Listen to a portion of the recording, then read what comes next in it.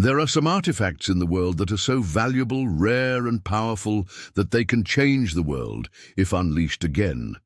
The Codex, for instance, or the Holy Grail, the crown jewels of England, or the Ark of the Covenant.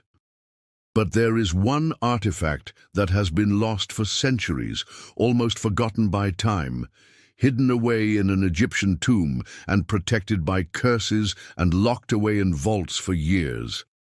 This artifact is extremely powerful, extremely dangerous, and could bring its owner unimaginable power and wealth beyond their wildest dreams. What's more is that it is real. It did exist in ancient times, and many scholars and historians agree that it was created over 5,000 years ago, and I am talking about none other than the lost scroll of Anubis. Hi everyone, welcome to my channel.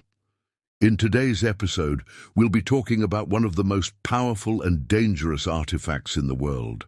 A scroll that could bring anyone unimaginably vast power if it ever gets into the wrong hands. But before we begin with this video, make sure to subscribe if you haven't already so that you don't miss any of our videos.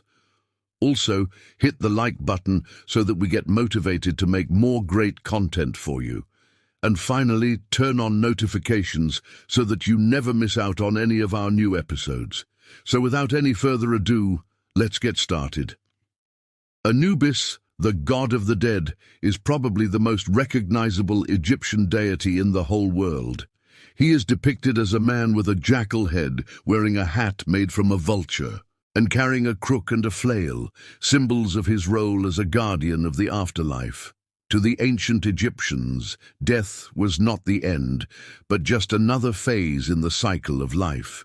They believed that when someone died, their soul would go through a series of trials in the underworld, which they had to pass in order to reach the field of reeds, a kind of paradise where they could spend eternity.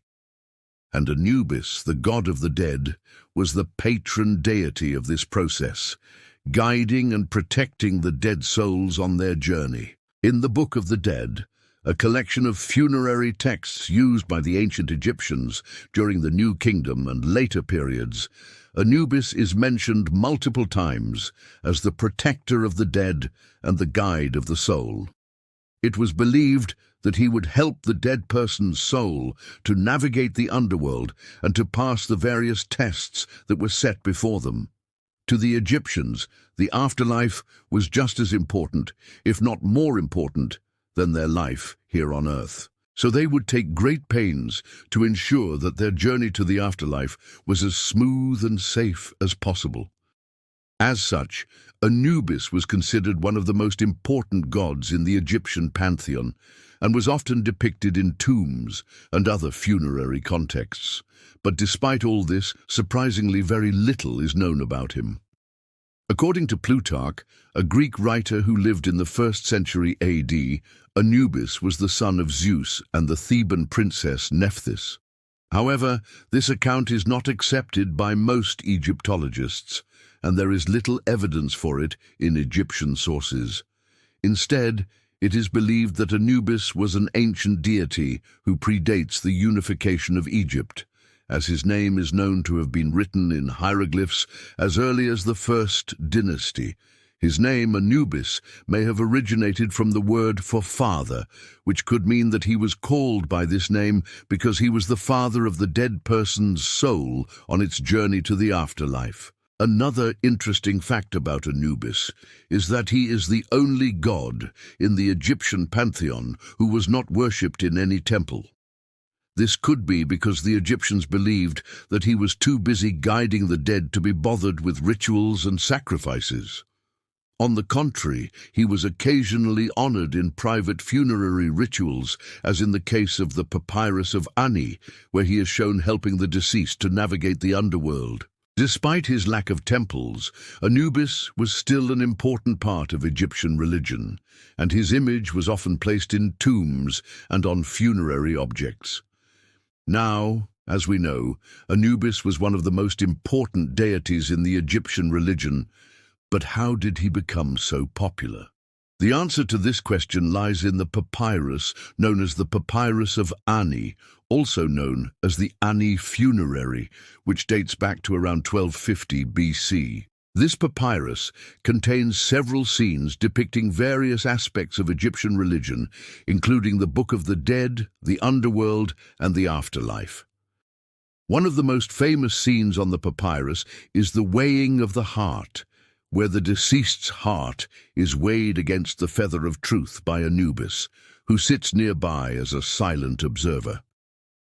The heart was considered to be the center of human wisdom, emotions, and memory, and it was believed that it continued to live on after the body died. In fact, it was commonly believed that the heart was the seat of the soul. As such, the weighing of the heart was an important part of the funeral rites, and the deceased had to pass this test in order to reach the field of reeds. If the heart was found to be pure, then the deceased would be allowed to enter the afterlife and enjoy eternal bliss. But if the heart was found to be impure, then it would be thrown into the fire, and the deceased would be condemned to wander the underworld for eternity. This particular scene from the papyrus shows Ani, the scribe who owned the papyrus, being guided through the underworld by Anubis, who helps him to navigate the dangers and temptations that lay before him. Another scene on the papyrus shows Ani performing various rituals and offerings to the gods, including Anubis, in order to ensure his successful journey through the afterlife. Overall, the papyrus provides a fascinating glimpse into the Egyptian beliefs about the afterlife and the importance of Anubis in ensuring a safe and successful journey.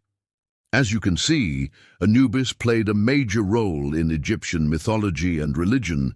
But what about his artifact? Well, the artifact is none other than the scroll that he held in his hand.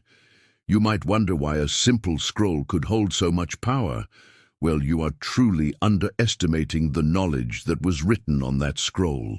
The thing is that the scroll contained sacred hymns, spells, and incantations that could be used to summon Anubis himself. With this scroll, one could call upon the god of the dead for assistance, whether it be to protect them on their journey through the underworld or to help them to pass the various tests that were set before them. Moreover, some believe that the scroll contained knowledge of the afterlife, including the secrets of the field of reeds and the hall of truth. With this knowledge, one could better prepare themselves for their own journey after death, or even help others to do the same. Unfortunately, the scroll of Anubis has been lost for centuries, and its whereabouts are unknown. However, it is believed that it may contain knowledge and power that could change the world if it were to be found. Many believe that the scroll is hidden in an Egyptian tomb, perhaps buried with a pharaoh or other member of the royal family. Others believe that it may have been stolen and smuggled out of the country long ago. But what makes the scroll so dangerous? The power that lies within this ancient text is truly incredible. Some believe that it could allow its owner to communicate with the spirits of the dead, while others believe that it could grant them immortality. It is said that the scroll contains knowledge that could unlock the secrets of the universe itself, and those who seek it out do so at their own risk. For those who are not careful, the scroll could unleash forces that they are not prepared to handle. What do you think? Is the lost scroll of Anubis nothing but an old wives' tale, or does it really exist somewhere waiting to be discovered? Let us know your thoughts in the comments section below. We hope you enjoyed this episode on the lost scroll of Anubis. Be sure to subscribe for more exciting episodes and leave us a like and comment down below. Your support keeps us motivated to create more great content. Thanks for tuning in, and we'll catch you in the next one. Until then, stay curious and keep exploring.